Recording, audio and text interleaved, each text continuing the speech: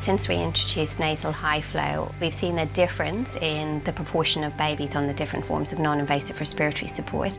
In the first 6 months, we had 97 babies on it, and then this literally doubled in the next 6-month period. So I think what we found is that people have very readily accepted it, that it's become very commonplace in its usage.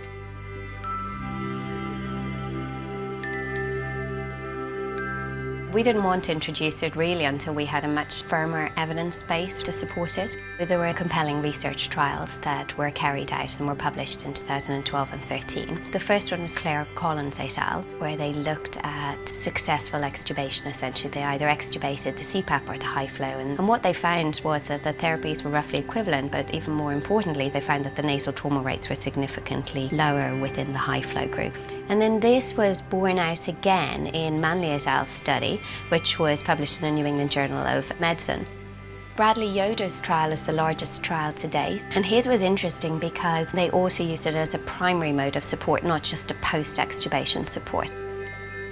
Each of the trials, I think, gave us a little bit of extra evidence. Should we be using it in our tiny preemies? What about our term infants? Should we be using it as a primary mode? What about a secondary mode as post-extubation support? So we did a survey of all neonatal intensive care units in the UK to see what they were doing. What number of litres flow were they starting on? How frequently were they weaning it? There's always a concern that essentially the pharyngeal pressure might be higher, particularly in the smaller babies.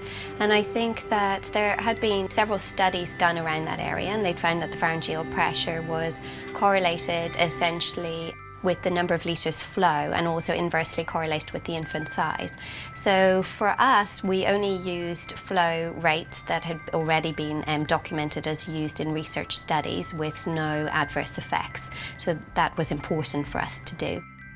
The cost of the high flow circuit was marginally cheaper than the bubble CPAP circuit. We have to sort of offset that with the knowledge that babies on high flow look so comfortable that nurses tend to leave the babies on for longer.